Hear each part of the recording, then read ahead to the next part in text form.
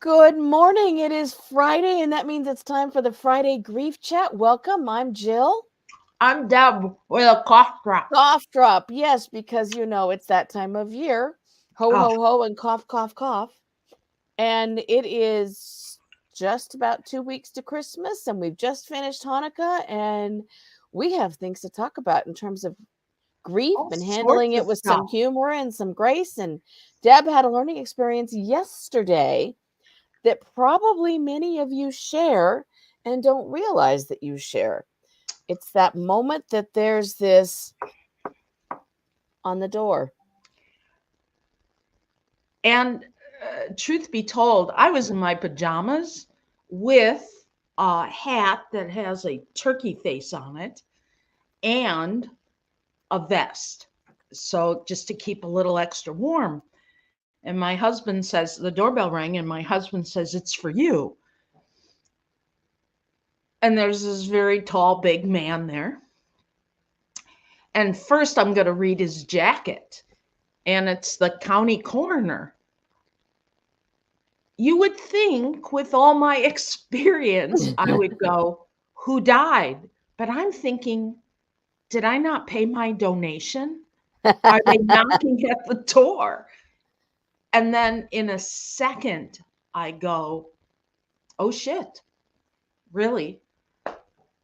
So I took a breath, and he had started talking and said, "Are you friends with so and so?" And I don't mind talking about this person. I won't say their name, but I knew this gentleman from when Daryl and I and myself, I did a lot of volunteer at what was called the Time Center back in the 2000s and 90s, late 90s, Mm-hmm. and a lot of volunteer stuff. And there was one gentleman who eventually left, made it on his own, has a great job, and not much family. And when we talk about medical stuff, I go, "Hey, if you're going to be in the hospital, put me down as medical Contact. contact." And so there was a wellness check. And for those of you who don't know what wellness checks are, you can call if you haven't heard from somebody that normally shows up, that, whatever your reason, you can call the police department, give them this person this address, and they'll knock on the door until they hear from this person or they contact the landlord, and however it gets done. And the bottom line is, my friend had died. And when I heard that, all of a sudden, and I bet this happens to others, tons of things go through your head. And there I was, but my body, I think the coroner looked at my face and my body that was starting to shake. And he says, "Why don't we sit down?" And that's what we did. And my husband sat right next to me and put his hand on my back as I was like in between, sort of starting to sob and not, like, and trying to pull things together. And some of our listening audience might already know my dad died really suddenly when I was 14. I personally have a reaction every time someone dies suddenly, when it's sort of like out of the blue. When people are sick, I can ease into it. You But when it's prepare an out, for it. I I'm prepared for it, but this takes me back.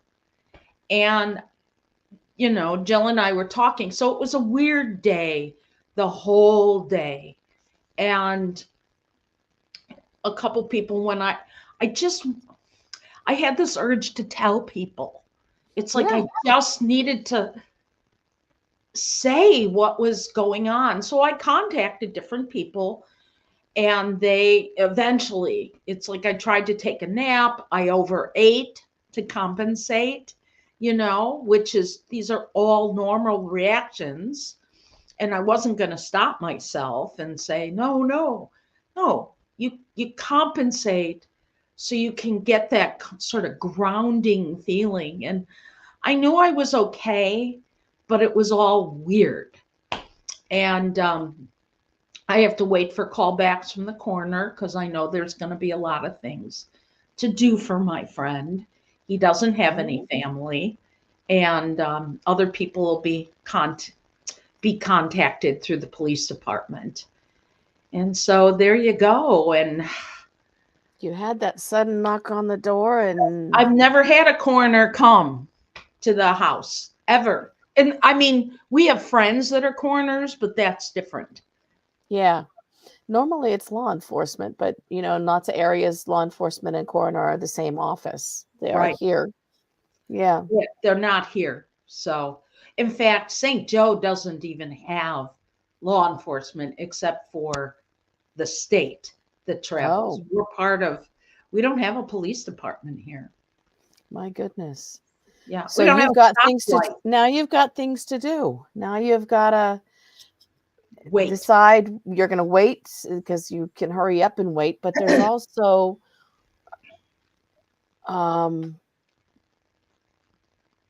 sorry, someone from YouTube is being disgusting, so I've just gotten rid of them.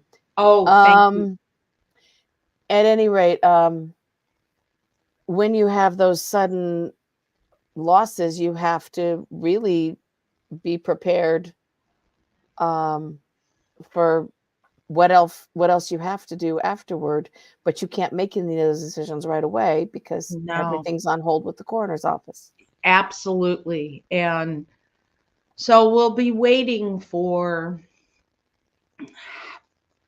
I have a feeling, at least for now, I'll be fronting the money Yeah. to do at least be able to cremate Willie. Yeah. And, I don't have to intern him someplace. And I don't think he left any wishes. I don't know. He and I've had a lot of conversations, but I don't know about this one. And you know what else is weird is we're the same age. We call each other on each other's birthday and sing badly. So And you have some new losses with this coming up yeah. because you're going to miss that phone call. That phone call, we talked at all the holidays, and for a guy to really do that well from where he came from, homeless, completely homeless, and off drugs and XYZ. So He really changed his life around. What an amazing legacy. well, I don't think I had anything to do with it, but I know he would argue probably. Yeah, I don't think I did, but He he really was did. He made the amazing. I changes. love him, and very different culture, black man from the South. He had his own, let's say, white man conspiracy theories. Yep. Let's just say that. And, but I mean, he loved Daryl and I. He just loved us. And, yeah. So, Are you going to be responsible then for taking care of his place?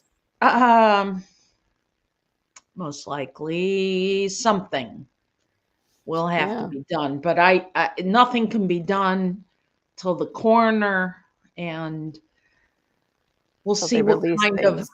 I don't Yeah. think I have any legal or fiscal responsibility for Mhm. him, but I will make sure that with death certificates and everything, that things are taken care of. Nice. I am very sorry that you lost your friend Willie, and that Yeah. when these things happen, it's always a shock, and it starts a different kind of grief process that we know. It's a sudden loss is a very different kind of a process, and there's also a little bit of PTSD that goes with it, or a lot, In from my that case, yeah. sound at the door, and because Yeah. you've already had a sudden loss with your dad. Yeah. Yeah. So that's the part that gets, and being Oh, we're going to discuss one more thing today Oh, after this. Oh, yeah. Yeah. Yeah. oh, This death is, loaded, folks. it's It's one good of those season. It's days. time. So, any case, I, doing hospice work and pronouncing people and being around people who have died or are dying, none of that gets to me, Right. even when they're close. I mean, it's hard, but even when they're close, It's not when it's shocky. a shock, like when it comes out of the blue, Yeah. my stomach's on the floor and I'm Mhm. 14 years old. So maybe you could speak to this a little bit more, Jill, and because of your practice, that give yourself some grace A whole lot of grace. when this happens to anybody and their loss takes them back. Like you have this body sick reaction. Just like, here was the other thing. Remember how I said, oh, it's a coroner. Oh, Hmm. maybe a donation. And then when I connected the dot, I was shocked. I was Yeah. shocked that I was sort of in denial. Mhm. What? This And can't be how? real. And that's part of the thing that goes on with sudden losses and especially when it's a sudden unwitnessed, you can't see the body loss. It's this unreality of could maybe you're wrong or it doesn't feel like it's real because I haven't seen it, touched it. I didn't get to say goodbye. When this conversation is bringing me back to the day after Christmas when my 16-year-old nephew was killed. He was given a pair of rollerblades for Christmas and he didn't want to wear a helmet. And he did what 16-year-olds do. Marcus grabbed the back of someone's pickup and was being towed around the neighborhood. But with rollerblades, they have very small wheels. And when he hit a tiny little pebble on the road, he flew backwards and he hit the back of his head on a curb. Right. And so then there was that unreality of he's waiting to donate, but he's not there. And then it became a coroner's case because he died a sudden death and he was under 18. And so then we had coroners fighting over who had rights to him. And we just wanted to see him one time before we flew out. We couldn't see him. We finally saw him a couple hours before we left for the airport. The coroner case things delayed funeral for a good 2 weeks. Mm-hmm. And it was the holidays. It was Christmas. Everything is slowed down at Christmas. Right. Right? So there is that sense of what happened and how could this be real? And then it triggers old memories. So for you, it's triggering your dad's death and that sudden he was here and now he's not. And then that triggers we're the same age. And what about if this happens to my kids? Or my spouse is the one who answers the door, or my best friends have to hear that it's me or they're the ones calling to check on me, right? There's all of those huge issues that just increase the trauma level. It's so, and I'm going to just label it weird because my usual way is taking it in. And a friend of mine told me his I think it was his last remaining sibling just died. Mm-hmm. And I was not myself. And I said, oh, because this person's very funny. I said, was she like you? Did, like sort of engage to talk? I didn't just say, may her memory be a blessing. I'm so sorry. Mm-hmm. I asked questions that normally I wouldn't ask. I will contact them today and tell them I didn't want to share yesterday because they just had a sibling die, Right. which is a whole nother thing. And we don't want anyone to hear comparisonitis going on because it's not. Right. So just empathy. I get it. I Sort of. said, I understand. do you want to talk? And he goes, no, I just want to be silent now. And I understand. And that was the best I could do, while thinking, why did I ask him questions? Was she funny? Did, I just, That's what you do when you're talking to people who had a loss. Tell me about them. tell me Right? about them. But While your brain was going, what if that's my brother? yeah. This is me. This is all I never yesterday. Yes. Compound, compound, compound. But wait, one more thing. It wasn't yesterday. It was the evening before. And once again, and I will be stating this very firmly. When someone starts talking to you about hospice, but they are the hospitalist of a hospital or nursing staff in the hospital, they do not know hospice nursing. No. They do not know about hospice unless you use it. So this woman, this congregant from our church, they were talking about hospice, and the hospitalist at one of the hospitals here says, well, we just take him off all medication and he only gets comfort care. And I said, I am 99.9% sure that is incorrect. And first thing in the morning, you need to call hospice, not this person. Because I know in hospice, they usually keep you on a lot of your medications, except for maybe going through chemo, or a couple other medications. But for the most part, they're not going to do anything that's going to hasten death. Right. And all this stuff. I said, they are completely wrong. So she let me know yesterday that she did, in fact, call hospice. And once she told them what happened, they're going to investigate so that that particular hospitalist can leave their biases and their ignorance someplace else and be educated on hospice. Because that's what we want. That's what we want. And I can't tell you how, and our listening audience, if there is someone, friend, relative, it doesn't matter, that is considering hospice, or their family is considering hospice, talk to a hospice person. And talk to friends and find out who the hospice is who's currently good in your area. Yes. So that you have a good hospice, not a terrible one. Because there really are. There's I'm sorry, folks. ones. There are terrible ones. And everybody who works in hospice knows it and avoids them. And what I know from being in the hospital, there's exceptions to these particular nurses.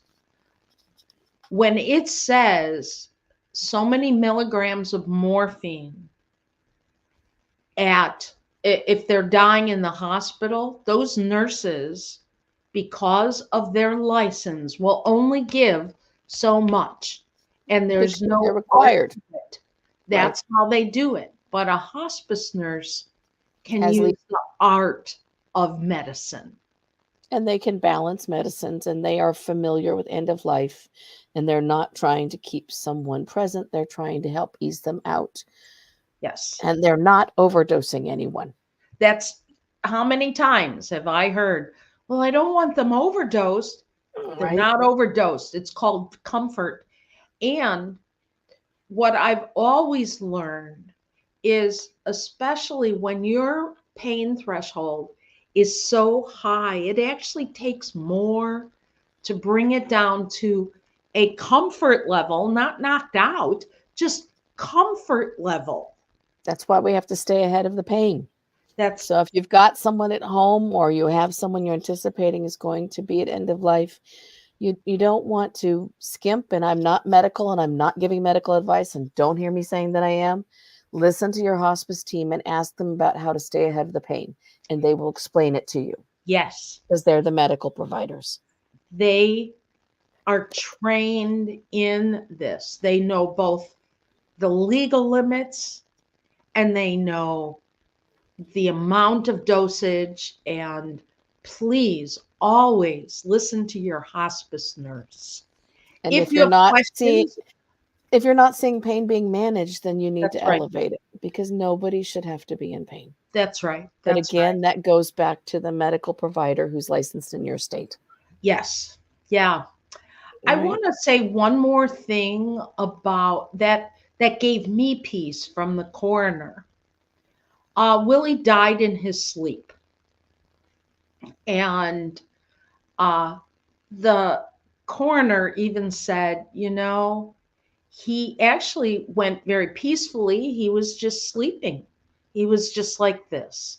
And I just, that gave me peace that the coroner could say, because I know my friend didn't suffer. He went quickly for whatever thing it was. It could be one or two of his ailments that I happen to know about, but Mm-hmm. that that gave me peace when that coroner and even made the motion. Yeah. And that was a pretty cool thing. And the other That part, go Mhm. ahead, No, Jill. no, it's okay. Go ahead. The other part is I've seen myself do some of them same hand motions when I mean, how many people, mostly I had to tell them over the phone, but Mm-hmm. sometimes I had to tell them right there. But yes, Aunt Louise has died. Mm-hmm. When they go, is she dead? Yes, whoever it is. But to have to call up and tell a family, that's Yeah, hard. it That's hard. is. It is. Mm-hmm. Your story about the hand motions when my dad died, the anniversary of his death is actually this coming Monday. And he'd had a long illness. We expected his death. He had myositis, which is very much like Lou Gehrig's, and absolutely no fun. Um, but he died quite suddenly despite that. And we discovered later he decided he wasn't going to take many of his meds anymore to manage heart and cholesterol, because he knew that respirator time decisions were coming. So Right. he took care of things his own way, and I respect his decision to do so. But I was following the ambulance with him in the back and mom in the front, and because he'd fallen, and this time he fell and everything stopped. And afterward, we finally got home from the hospital. Um, the crew chief from the local fire department called from our local station, because Riverside's big and we have, I think, 12 stations. But our local station, who had known him for a long time, they picked him up off the floor many times because myositis. He called and he said, I just want you to know that your dad died a peaceful death. We watched him, we could see him transition, and he looked up and he looked to see where your mom was, and he got a little bit of a smile on his face, and then he just let go, and you could just see his spirit leave. And I thought that is one of the nicest things that any fire chief could ever do for a family, Mm-hmm. is to say he was surrounded by people he knew his family was close, and he died a peaceful transition. Mm-hmm. How nice is it when we have providers who do this for a living, who see lots of these moments, who still take time out to make it human and Yes. to support the family Yes. and to help them understand what really happened. Right. And I could see it happening in front of me. It was like being behind a TV screen as I was driving down the street, careening through Right. the streets. But they said we could watch him transition. And that just changed the tone of the whole evening.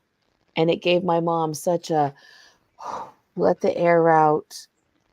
Mm-hmm. It's what he wanted after all, that moment, right? Mm-hmm. And it Exactly. went from that sudden death to that, okay, it's what Mm-hmm. he wanted. It was It's where he wants to be. We're all going to be okay now. Right. And that's what you had with your friend Willie, that I did. the coroner's office gave you that reassurance. And so, folks, and I've had clients who've had sudden losses or unwitnessed losses, the loved one's been in the hospital, COVID was all of it, right? And we've made contact now with the people who were present at the death who could provide that level of comfort, that it was very sudden, they felt nothing, the accident was very sudden, it was over instantaneously, right? All of those moments where you can confirm that even though you weren't expecting it, they didn't suffer. I think that's